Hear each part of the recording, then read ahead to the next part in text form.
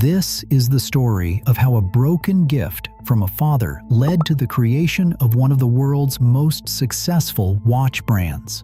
It is also the story of how a simple rubber ball bouncing in a playground cracked the code to making the unbreakable timepiece that would eventually sell for $400,000 at auction, the most expensive G-Shock ever made. In 1981, Casio engineer Kikuo Ibe was walking through the streets when he accidentally bumped into a pedestrian. The mechanical watch his father had given him as a high school graduation gift popped off his wrist and shattered on the pavement below. As Ibe stared down at the broken pieces of his treasured timepiece, he made a decision that would change the watch industry forever. He was going to create a watch that would never break, no matter what happened to it, a timepiece that could eventually challenge even Swiss luxury watchmaking traditions. Ibe's vision was ambitious to the point of seeming impossible. He called it Triple 10 resistance, a battery life of 10 years, water resistance of 10 bar, and the ability to survive a fall of 10 meters. This was not just about making a tougher watch. It was about revolutionizing what a watch could be, creating something that could bridge the gap between utilitarian durability and premium craftsmanship. When Ibe submitted his proposal to Casio management, it consisted of just 14 handwritten Japanese characters that translated to a phrase meaning a durable watch that will not break even if dropped. The experiment schedule and structure plan fields were left completely blank. As Ibe later explained, he said he was the type of person who just runs with an idea, and that he started with little more than a vague concept and took it from there. The project was so unconventional that Ibe had to develop it in secret. This was the early 1980s, during the height of the quartz crisis, when the watch industry was obsessed with making timepieces as thin and elegant as possible. Swiss manufacturers and companies like Seiko dominated with precision quartz movements. Here was Ibe proposing to make something chunky and robust at a time when such an idea seemed completely against market trends. Ibe assembled a small team of 3 engineers, which they dubbed Team Tough. What followed was nearly 2 years of relentless experimentation and crushing failure. They built prototype after prototype, each one representing hours of meticulous work and careful engineering with urethane resin and experimental floating module construction.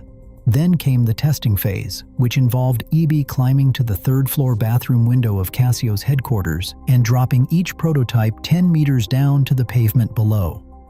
Prototype number 1, smashed. Prototype number 10, shattered. Prototype number 50 broke beyond repair.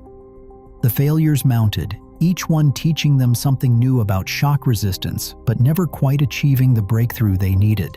Ibe and his team tried every conceivable approach to shock absorption. They experimented with different materials, various internal structures, alternative case designs, and countless component arrangements. By the time they had assembled and tested nearly 200 prototypes, Ibe was facing a crisis. None of their approaches had worked. The project was consuming enormous resources, and there was growing pressure from management to either show results or shut it down. Ibe later recalled thinking that if he failed, he might have to leave the company entirely. In a final act of determination, Ibe gave himself one last week. He would devote every waking hour to solving this puzzle that had consumed 2 years of his life.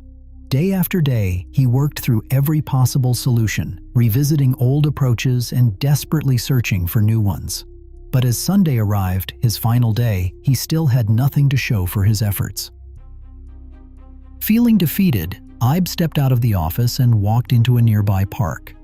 He needed air, space to think, maybe even to prepare himself for failure. That is when he saw her, a young girl playing with a rubber ball, bouncing it repeatedly on the ground.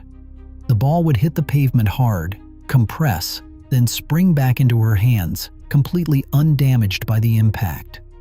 In that instant, Ibe had his eureka moment.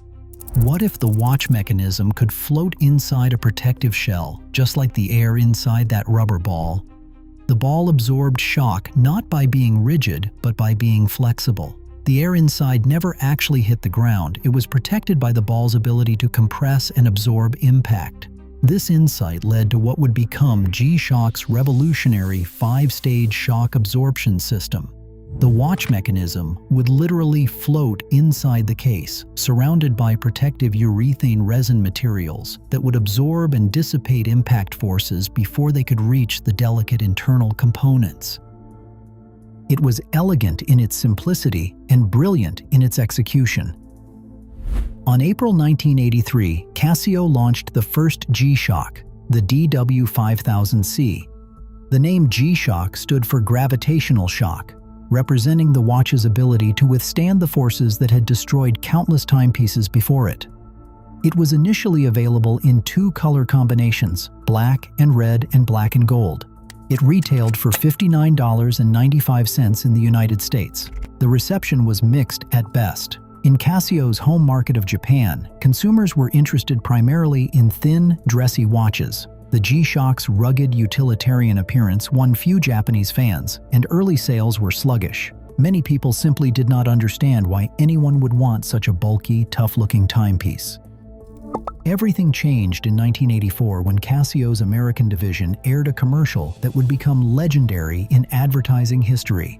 The ad showed an ice hockey player using a G-Shock DW5200C as a hockey puck, striking it hard with his hockey stick to demonstrate the watch's incredible durability. The commercial was so outrageous that many viewers refused to believe it. Casio was flooded with phone calls from people accusing them of false advertising. The skepticism became so intense that a TV news program decided to conduct live tests to see whether the G-Shock could really withstand such abuse. On television, in front of a live audience, they repeated the hockey stick test from the commercial. The G-Shock not only survived, but continued to function perfectly. The vindication was immediate and powerful. Sales exploded as consumers realized this was not marketing hyperbole, it was genuine toughness.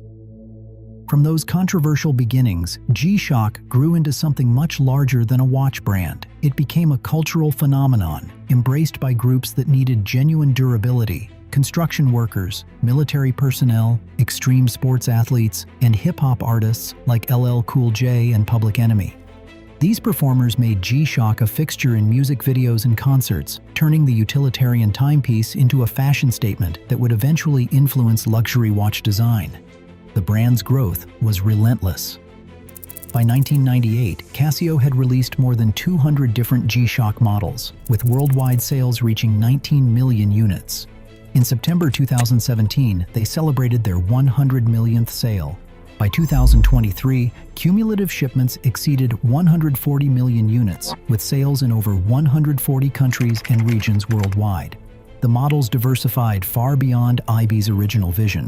The 1993 Frogman series targeted professional divers. The 1996 MRG 100 introduced the first full-metal G-Shock, featuring premium materials and craftsmanship that began bridging G-Shock into luxury territory. The MRG series would later become synonymous with high-end G-Shock collecting. Sensors were added for temperature, altitude, and other measurements. Some models became flight qualified for NASA space missions. The total number of different G-Shock models now exceeds 4,200. A particularly fascinating development came with the GA 2100 series, nicknamed Casio G by collectors for its striking visual similarity to the iconic Audemars Piguet Royal Oak. This affordable interpretation of luxury watch design principles showed how G-Shock had evolved from pure utility into something that could reference haute horlogerie while maintaining its rugged DNA. Yet perhaps the most remarkable testament to G-Shock's impact came in December 2023 during the brand's 40th anniversary celebrations. An AI-designed one-of-a-kind G-Shock made entirely of 18-karat gold sold at auction for $400,000, setting a world record as the most expensive G-Shock ever produced. This sale demonstrated how far the brand had traveled from its utilitarian origins into the realm of luxury collectibles. Today, at over 70 years old, Kikuo Ibe still serves as a senior fellow at Casio's Research and Development Center. His daily wear watch is the DW5600, a model that maintains the same essential style as his original creation. When asked about his greatest achievement, Ibe reflects, "What I learned from developing G-Shock is that even if I meet an obstacle, I should not give up. Never, never, never give up. That is my motto." The broken watch that fell on a Tokyo street in 1981 gave birth to a brand that has sold over 150 million units and become synonymous with unbreakable toughness. But perhaps more importantly, it proved that sometimes the most revolutionary ideas come not from following trends, but from watching a child play with a rubber ball in a playground and seeing possibility where others see only play.